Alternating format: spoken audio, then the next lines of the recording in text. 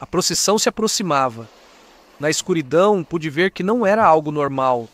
Alguém arrastava uma cruz com muita dificuldade. Eu não conseguia ver o rosto dele. Mas eu entendi que não deveria estar ali, que não deveria estar vendo aquilo. Que a procissão que avançava por aquela rua escura não pertencia a nada vivo.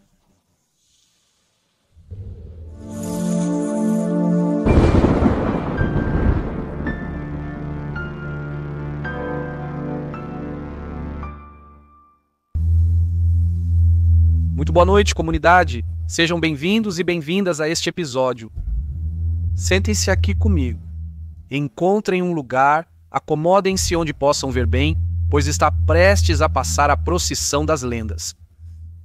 E é que hoje é um episódio muito especial, porque as histórias vão desde o mais íntimo, desde aqueles fantasmas que aparecem em nossas casas, numa estrada enquanto esperávamos por um ente querido, ou em um hospital. Desde aí até lendas que têm sido contadas há décadas, há séculos, e que de repente nos farão testemunhar que elas existem. O que vocês sentiriam se de repente dessem de cara com essa lenda, com essa história que lhes contaram na família desde que se lembram? Se de repente descobrissem que seus maiores medos têm muito de verdade, tenham cuidado e ouçam com atenção. Talvez hoje, esta noite, vocês sejam os protagonistas de relatos da noite.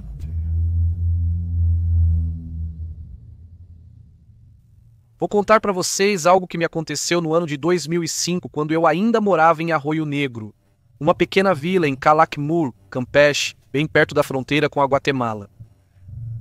É uma região onde as fronteiras entre países desaparecem. Na selva você pode andar por horas sem saber onde está. Ouvi recentemente neste programa um relato sobre uma seita no mato nessa região entre Quintana Roo e Campeche. E embora na hora tenha me parecido exagerado, ao ouvir não pude deixar de reconhecer vários detalhes que eram verdadeiros. É verdade que ali ocorrem encontros estranhos, nem sempre paranormais, às vezes desconfortáveis ou até perigosos. Contrabandistas, estrangeiros saqueando ruínas ou grupos que vivem dentro da selva. É verdade que existem muitas ruínas maias escondidas, engolidas pela selva. Não dá para ver, mas elas estão lá. Os estrangeiros sabem e por isso vêm. Naquela época, este lugar era esquecido, sem luz, serviços ou hospitais. Só lembravam de nós nas eleições para buscar votos. A caça era a nossa única forma de obter carne. Embora hoje seja criticada, não havia alternativa. Meu nome é Raul e essa história tem a ver com meu primo Pepe. Saímos para caçar em novembro de 2005, apesar de que nossos familiares sempre nos avisavam que nesse mês era melhor não entrar no mato. Nesse dia, seguimos para Três Bandeiras, nos aproximando da fronteira. De repente, vimos algo estranho. Alguém tinha se desviado da rota habitual e abriu uma trilha a golpes de facão. Era algo recente, o que chamou nossa atenção e nos fez seguir esse caminho para ver aonde levava. Foi aí que a encontramos, uma ruína escondida entre a vegetação. Não era grande nem imponente, mas era real, como uma pirâmide pequena, muito velha, disse Pepe. Parece que ninguém saqueou essa ainda. Eu, que sempre fui mais cauteloso, disse para irmos embora, mas ele começou a insistir. E se a gente encontrar algo de valor? Se os estrangeiros que vêm levam tudo, por que a gente não? Ele me disse. Eu tinha 20 anos, pouca coisa e muitas carências, e embora hoje me custe aceitar, eu aceitei. Começamos a mover terra e pedras com paus, com as mãos, como podíamos. Depois de um bom tempo, uma das pedras cedeu. Abaixo havia uma cavidade, um buraco no tamanho certo para uma pessoa passar. Pepe, muito corajoso, entrou com uma lanterna e ficou lá mais de meia hora. Ao sair, trouxe vasos, pedras verdes, parecendo jade e até metade de um crânio humano. Eu não quis tocar naquilo. Falei para deixarmos os restos lá, mas ele insistiu em levá-los. Curiosamente, a lanterna, mesmo bem carregada, apagou quando ele estava lá dentro. Tampamos a entrada como pudemos e voltamos para o vilarejo. Essa noite ficamos na casa dele. Ele guardou as coisas e não contamos para ninguém. No dia seguinte fui vê-lo e o encontrei muito doente. Febre, calafrios, como se estivesse queimando.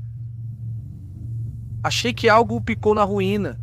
Quis avisar a família dele, mas ele pediu para não contar. Naquela madrugada ele se agitou completamente. Ele teve um pesadelo. Ele gritou para pararem de enforcá-lo, mas a voz dele não era a dele. A esposa dele disse que era outra voz, como se outra pessoa falasse por ele. Depois, de repente, ele se levantou da cama, mas não como uma pessoa normal, e sim como se alguém o tivesse puxado para cima. Com os olhos virados e movimentos estranhos, e dizem que ele começou a falar em outra língua, uma que a gente não conhecia. As palavras não eram dele, e o jeito de olhar para a gente também não era. A esposa dele diz que sentia frio pela casa toda, um frio que não era natural. Quando o pai entrou no quarto, Pepe riu para ele, mas o sorriso não era humano. Depois ele desmaiou, como se o corpo tivesse sido desligado. Pepe já não dormia. Ele dizia que quando fechava os olhos via rostos, figuras estranhas que o chamavam pelo nome. Quando adormecia de cansaço, falava com aquela voz estranha, ria sozinho ou pedia coisas que não entendíamos. Sua esposa o encontrou uma noite olhando para o canto do quarto, murmurando algo baixinho, como uma oração, como se alguém o estivesse guiando. O pior é que isso que aconteceu não parecia uma possessão de filme, era algo mais. Algo que o esvaziava e consumia por dentro. Ele estava cheio de buracos, muito magro, cinza. Literalmente, a pele dele era cinza, já não era mais ele. No final, tive que confessar o que tínhamos feito. A família dele ficou muito brava, claro, mas mais do que isso, eles estavam assustados. Eles consultaram os anciãos da vila e disseram que devíamos devolver tudo. As peças, os restos, tudo. E pedir perdão. Aquela ruína devia ser uma tumba e as almas cobravam o que era delas. O que tínhamos levado. Então fizemos isso. Fomos todos. Levamos horas. Pepe não conseguia andar sozinho, mas o carregamos e eu entrei.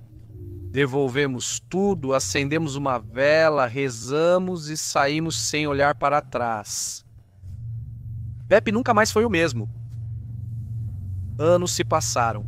Aos poucos, ele parou de falar com aquela voz, parou de fazer coisas estranhas. Ele não fugiu mais à noite.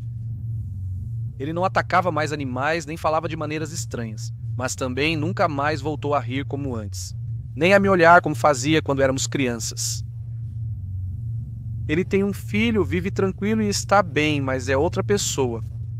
É como se o verdadeiro Pepe tivesse ficado lá, dentro daquela ruína.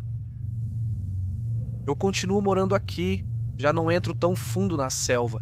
E se eu encontrar uma ruína agora, é melhor eu dar meia volta. Não é por superstição nem porque eu tenha medo. É porque aprendi que há coisas que não nos pertencem, coisas que não devemos tocar.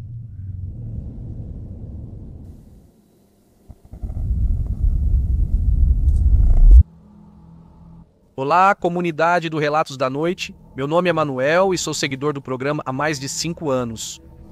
Sempre tive vergonha de contar minha história, mas o que vivi não consegui esquecer.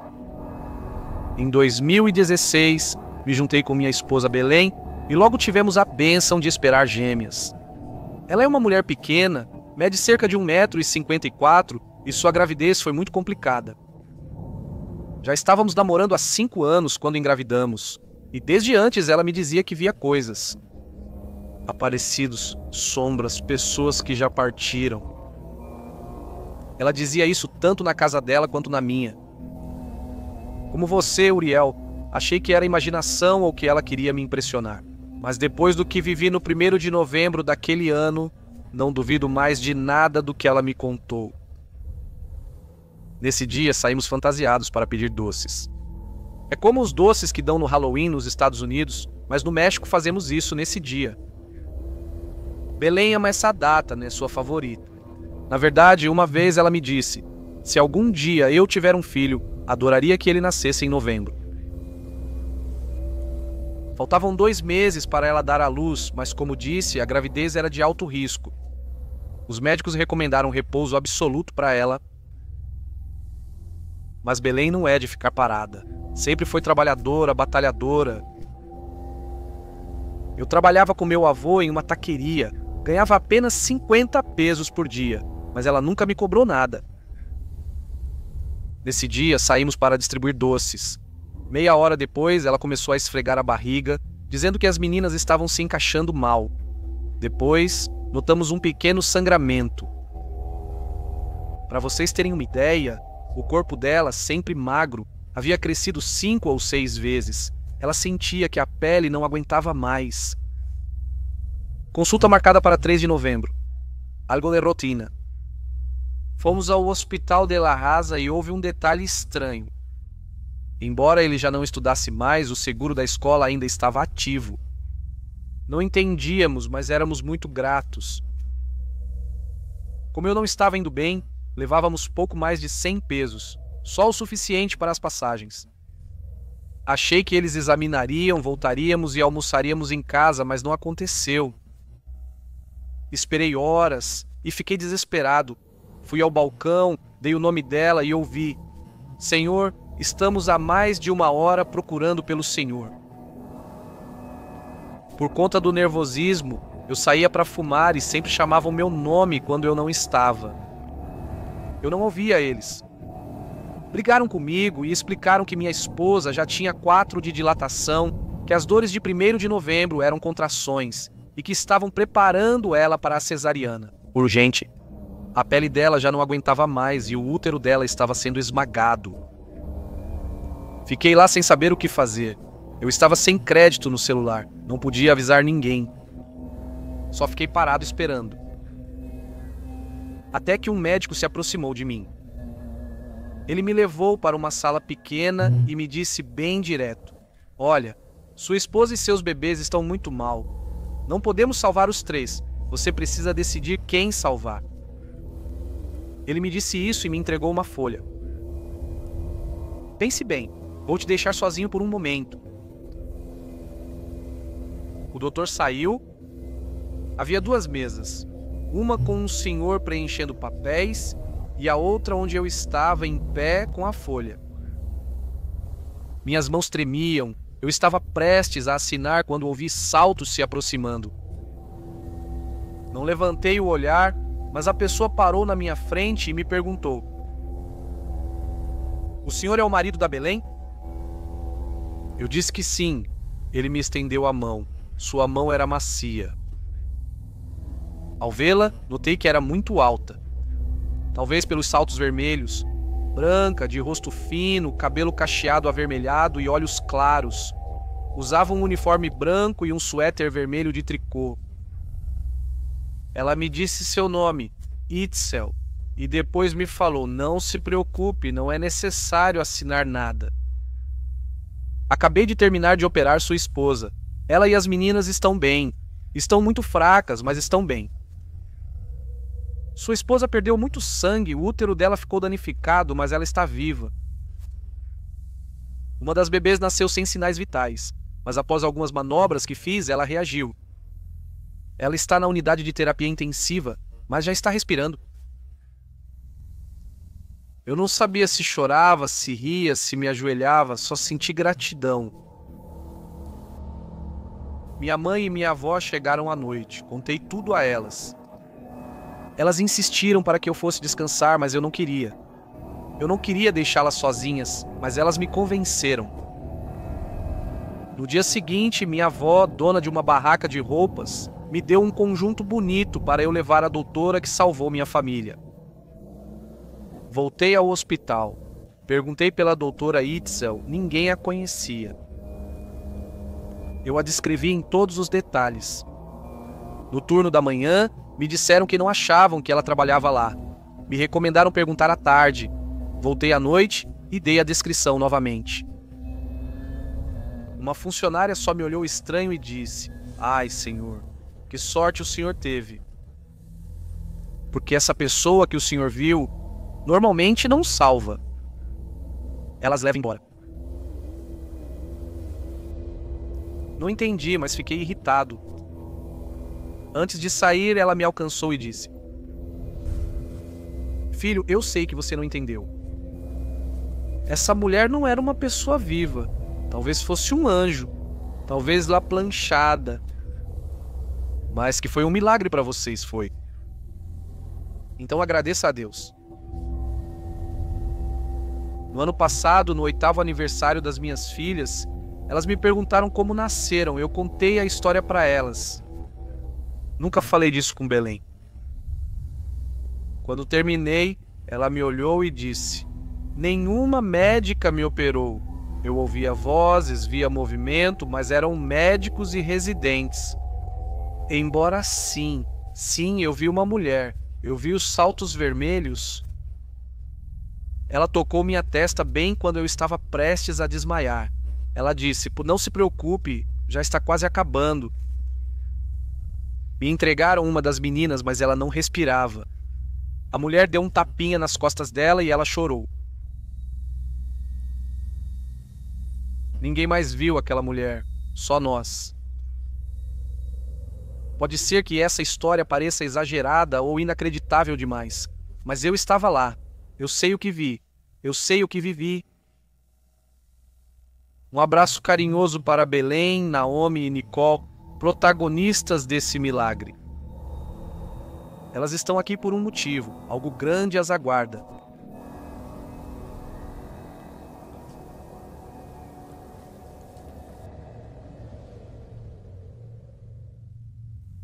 Uma margem. Primeiro envio um forte abraço para você e toda a comunidade de Relatos da Noite. Meu nome não importa nessa história. Prefiro manter o anonimato, por favor. Nesta quinta-feira santa, não fui ao meu vilarejo. Taxco de Alarcón, guerreiro. Se tiverem a chance de ir algum dia, aproveitem. É lindo em todos os aspectos. Povo, comida e paisagens. Com muita dor no coração, tenho que dizer a vocês que, por causa do crime organizado, agora todos temos que andar com muito cuidado, principalmente à noite. E não só em Guerreiro, mas onde quer que formos. Ontem, meu irmão me visitou aqui.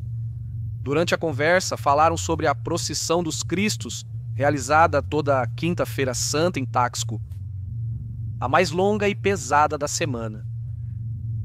Ele me contou que, em um momento, quando as primeiras imagens estavam começando a sair, ouviu-se uma confusão, pessoas gritando: "Corram, corram, corram!"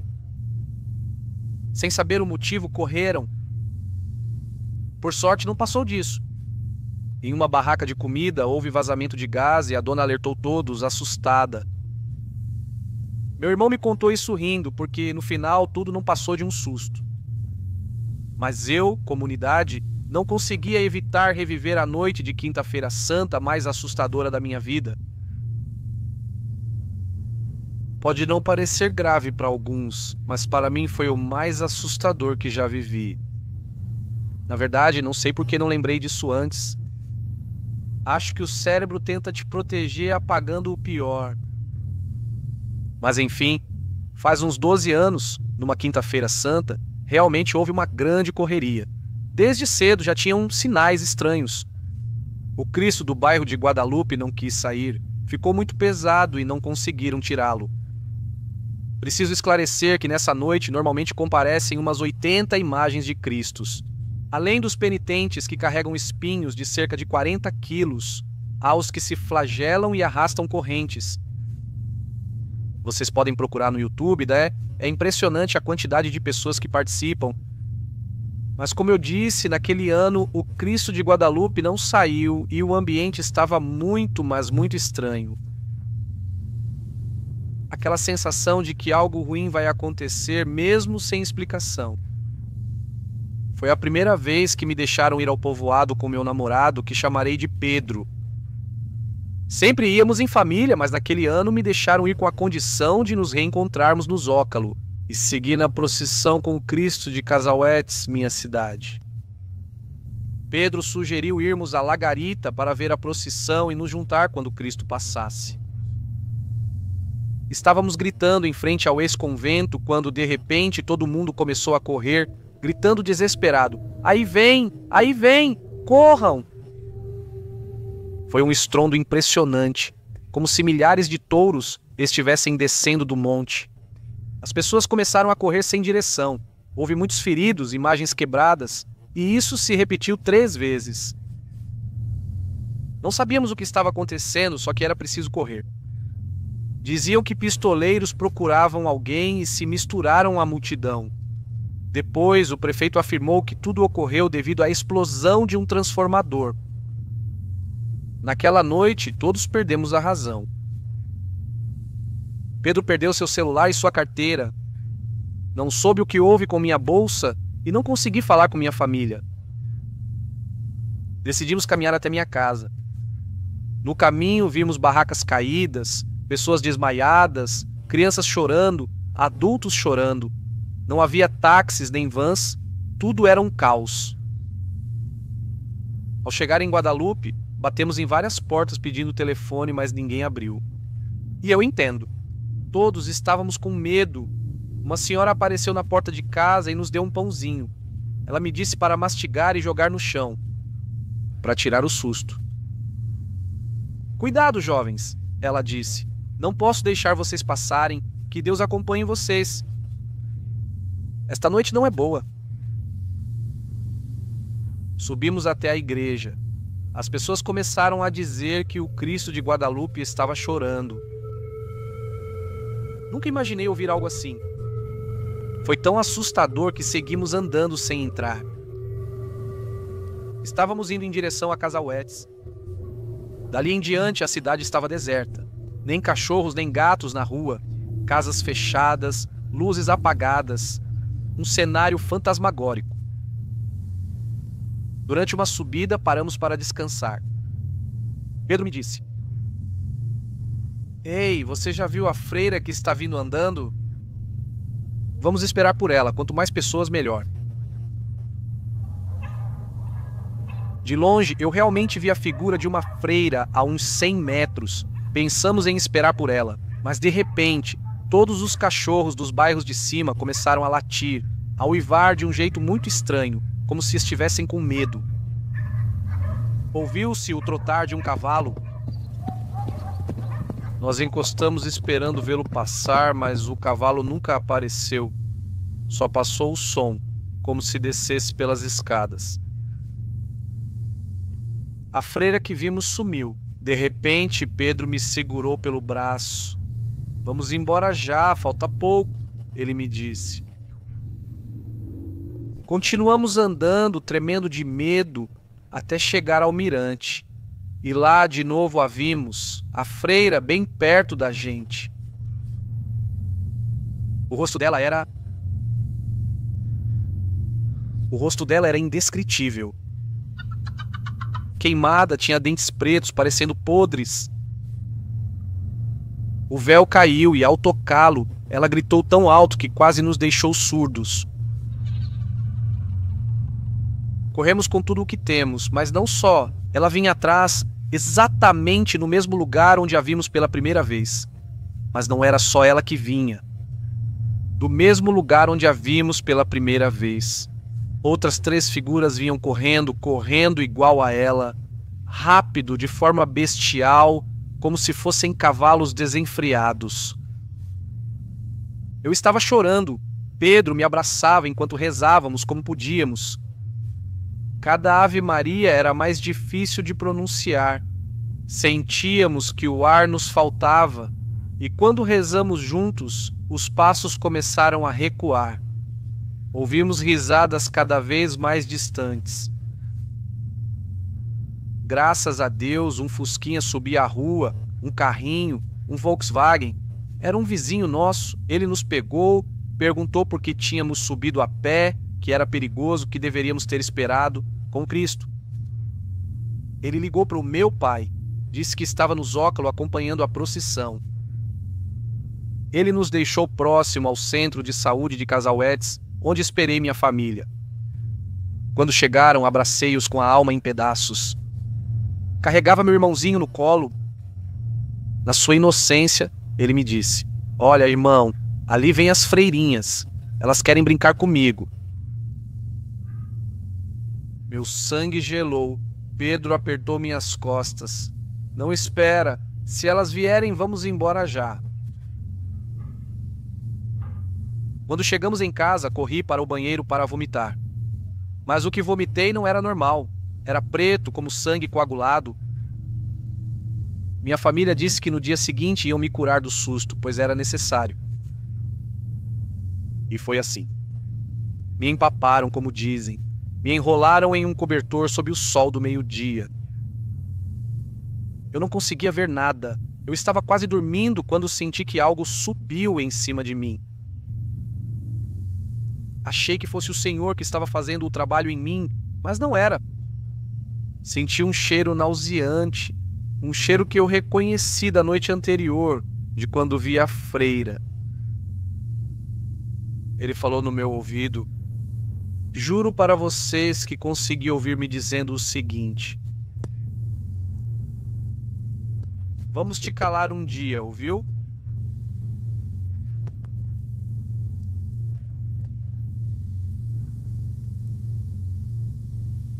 Após ouvir isso, não lembro de mais nada. Não sei se dormi ou desmaiei. Só sei que, com o que houve com meu irmão, lembrei de tudo isso. O medo voltou para mim. Não sei o que vai acontecer. Espero que nada aconteça, mas se algum dia algo acontecer, prometo que vou escrever para vocês de novo. Tenham uma boa noite.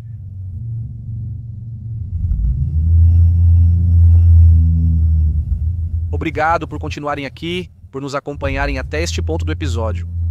Sempre lembro que há 2 tipos de pessoas que ouvem relatos da noite. Aqueles que já conhecem este espaço e o sentem como seu, e aqueles que estão chegando agora, movidos pela curiosidade ou por uma recomendação. Nem todos os novos permanecem, muitos desistem por medo ou por não se identificarem com esse tipo de história. Mas aqueles que conseguem ficar até aqui é porque algo dentro deles os chama. Porque mesmo sem dizerem, talvez já tenham vivido algo paranormal que não sabem explicar ou contar. E isso é o especial dessa comunidade. Cada nova pessoa pode trazer uma história, lembrança ou experiência ainda não compartilhada. Isso é o mais valioso para nós. Saber que lá fora há muitas mais histórias esperando para serem contadas. Histórias próprias, histórias de famílias, de amigos, de lugares por onde já passamos alguma vez. Relatos que dormem na memória dos nossos povos, das nossas casas, dos nossos trabalhos, esperando para sair. E aqui continuaremos semana após semana dando voz a eles, porque ainda há muito para contar. Ainda não terminou esta noite. Então o descanso acabou. Continuamos.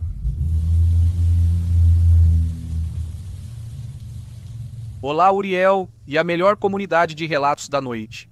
Meu nome é Alisson, minha história é curta, mas acredito que deve ser contada aqui. Vejam, atualmente moro em Mexicali, embora eu seja natural de Tijuana, no norte do México, no canto noroeste do mapa. Como devem imaginar, já aluguei vários apartamentos e recentemente me mudei para um novo. No meu apartamento anterior nunca vivi nada estranho, muito menos algo que pudesse chamar de paranormal. Na verdade, foi exatamente o contrário. Era um lugar extremamente tranquilo, mas algo aconteceu na última semana antes de eu me mudar. Como disse, nunca senti nada anormal, mas aqueles últimos dias foram bem estranhos. Não era por um motivo específico, não era por algo que eu pudesse apontar ou tocar, mas simplesmente sentia como quando alguém briga em algum lugar, ou estão prestes a brigar, ou alguém chora muito, e você pode sentir, como dizem, que o ar está tão pesado que quase dá para cortar.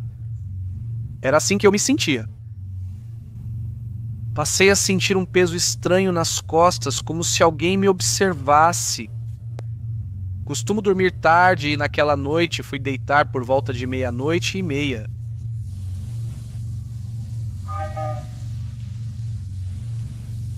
Mas por volta de 1:30 da madrugada fui acordado pelo som de vários gatos miando. Não eram miados normais, eram desesperados, como se algo estivesse assustando eles. No início não liguei. Gatos são comuns na região. Levantei para ir ao banheiro, meio dormindo, mas já sentado lá, pela janela que ficava bem atrás de mim, ouvi algo que me gelou o sangue.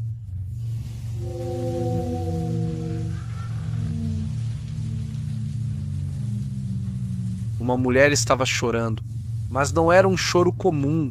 Era um lamento profundo, cheio de tristeza, de dor.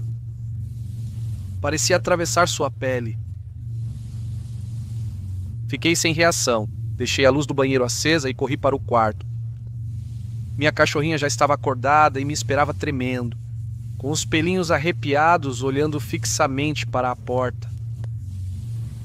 Sentei-me na beirada da cama, encostado na parede, sem conseguir me mexer. O lamento seguia lá fora, próximo, como se fosse em frente à minha casa. Os gatos continuavam miando. Apesar de ser muito medroso, sempre fui fascinado pelo paranormal. Naquela noite eu não tinha coragem nem de encostar os pés no chão. O medo me dominava. Em algum momento, sem perceber, o sono me venceu. Cheio de medo, sentado, comecei a cochilar. Por volta de 2:30, minha cachorrinha se levantou de repente e latiu forte, olhando para a porta do meu quarto.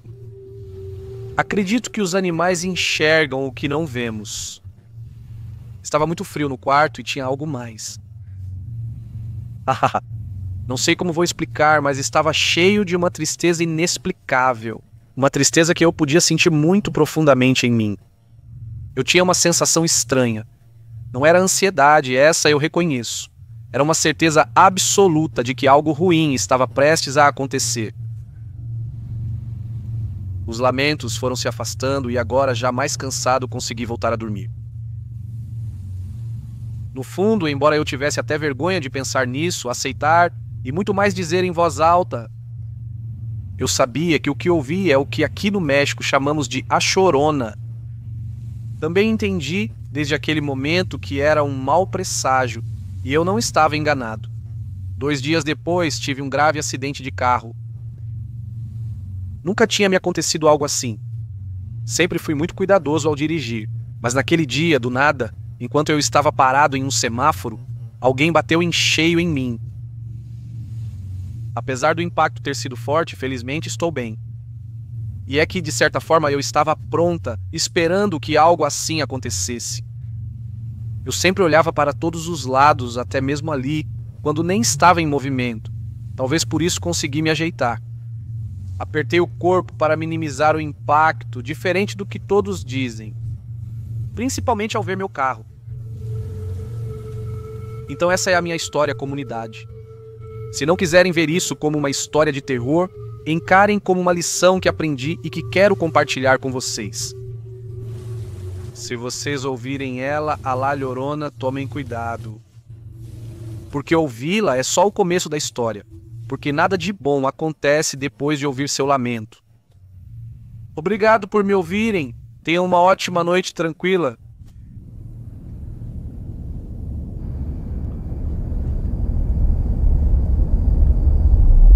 Olá, equipe do Relatos da Noite. Sou Natália e grande fã do seu podcast. Obrigado por criar um espaço onde quem passou por situações difíceis encontra compreensão e, às vezes, respostas.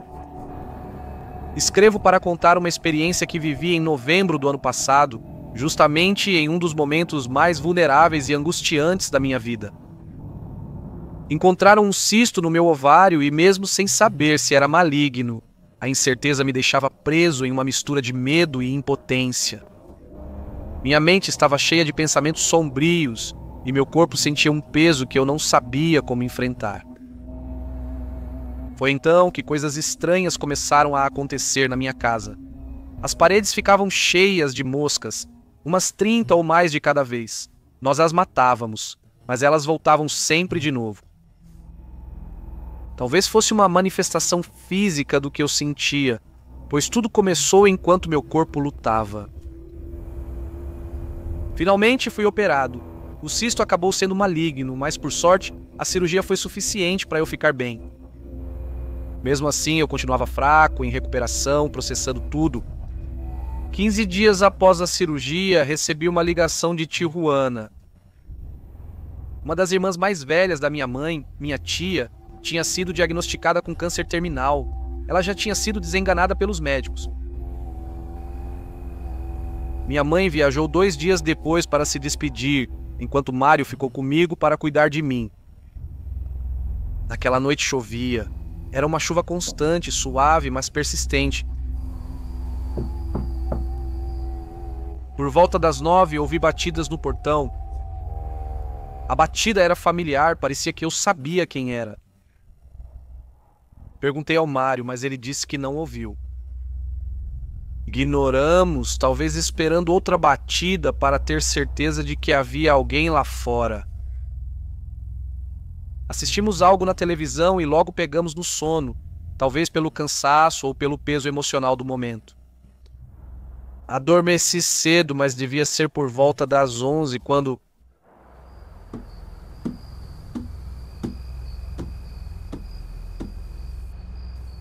Acordei de madrugada com um barulho. Ao abrir os olhos, vi só uma sombra. Uma silhueta parada em frente à janela do meu quarto, levantando a mão, tocando o vidro com um tique. Tocando por dentro.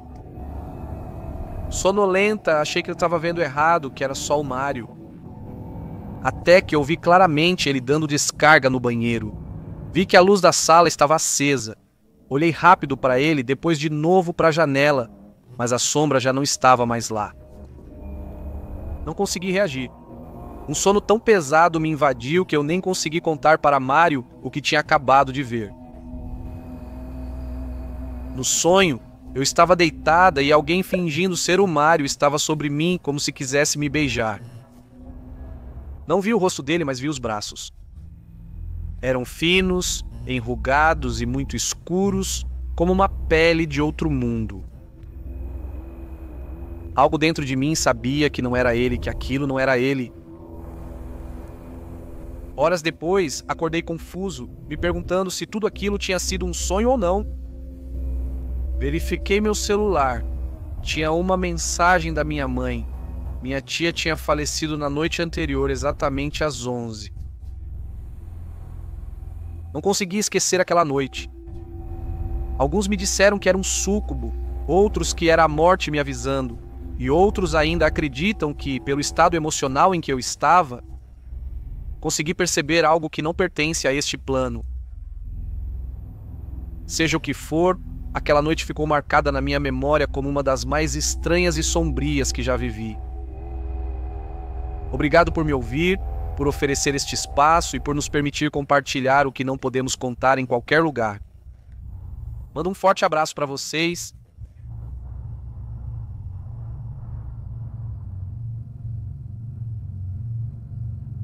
Vou contar algo que aconteceu comigo e com meu pai há anos em Michoacán, em um pequeno vilarejo chamado Irácio. É um lugar rural, daqueles vilarejos perdidos entre as montanhas, onde quase todo mundo se conhece. Era sexta-feira, quase meia-noite. Eu estava sozinho no ponto esperando meu pai voltar do trabalho. Lembro que não passava carro algum, a estrada estava completamente vazia. Só dava para ouvir o vento balançando as árvores. Nem dava para ver as luzes distantes de um carro. Nada. Nisso chegou uma senhora já de idade. Ela caminhava devagar e, ao me ver, ficou me olhando. Meu filho, ela me disse com voz baixinha. Você é muito pequeno para estar aqui sozinho a essa hora. Aqui assustam e feio. Respondi que só estava esperando meu pai, que já vinha no próximo ônibus. A senhora me olhou por um momento, depois foi embora, sem dizer mais nada, nem sequer desejar boa noite. Cerca de 5 minutos depois, vi um ônibus parando na minha frente, do outro lado da rua. Mas algo me pareceu estranho. Ninguém desceu além de uma mulher. Ela usava um vestido branco, bem longo, que cobria todo o corpo até os pés. Não dava para ver o rosto dela. Ela usava um chale da mesma cor do vestido. Ela apenas caminhou lentamente e parou debaixo de uma árvore bem na minha frente, do outro lado da rua. Eu não conseguia ver o rosto dela, mas percebi, através do chale, que ela virou a cabeça na minha direção, como se estivesse me olhando.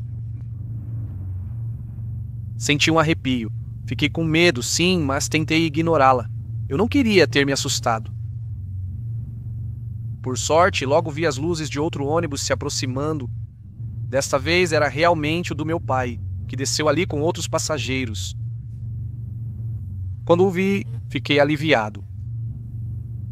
Voltamos para casa e contei o que aconteceu, mas ele não acreditou.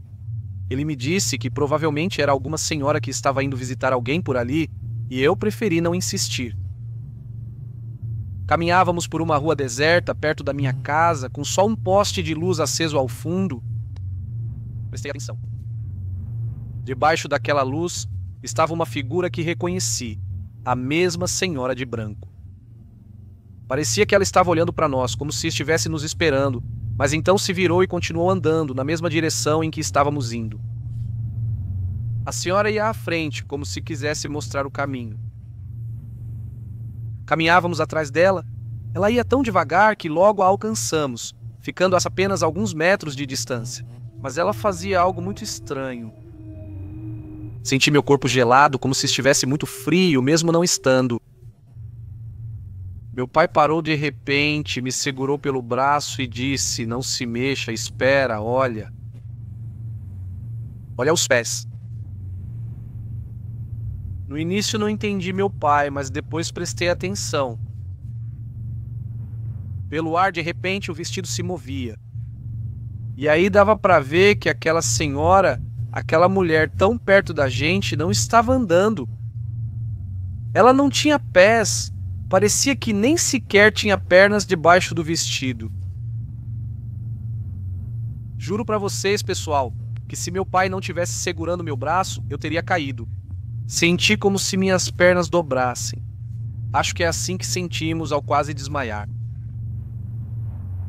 Ficamos ali parados até que aquela mulher avançou mais, até sumir na escuridão e não conseguirmos mais vê-la. Então começamos a andar devagar, sem dizer uma palavra. Fomos andando cada vez mais rápido, até que do nada começamos a correr. Corremos juntos até em casa e não conseguimos dormir. Meu pai sonhou com ela a noite toda, apenas parada na frente da casa, como se quisesse olhar para dentro. A noite toda, exatamente a mesma coisa. Ele acordava assustado, dormia e sonhava com ela novamente. No dia seguinte, contamos para a minha mãe e para a minha avó. Elas nos olharam preocupadas, principalmente minha avó. Ela nos ouviu muito séria. Ela sabia o que era. "Vocês tiveram sorte, muita sorte", ela nos disse. Ela explicou que em outros vilarejos da região, essa mulher é conhecida. Falam que ela chega de um caminhão amarelo, exatamente à meia-noite. Muitos homens foram vistos seguindo ela para o mato e nunca mais voltam. Os poucos que voltam, voltam mudados. Alguns dizem que, quando a seguem, bem antes de chegar ao topo do morro, ela levanta o vestido e se vira para mostrar que está flutuando. E quando querem voltar, quando se assustam e estão prontos para correr morro abaixo, veem ela aparecer atrás deles com um rosto comprido e deformado como o de cavalo. Dizem que é uma lenda. Mas o que eu vi, o que vi junto com meu pai, isso eu posso jurar que é verdade. Outros também a viram recentemente. Moradores de Irácio já temem sair, ou até mesmo de espiar na rua quando o relógio marca meia-noite.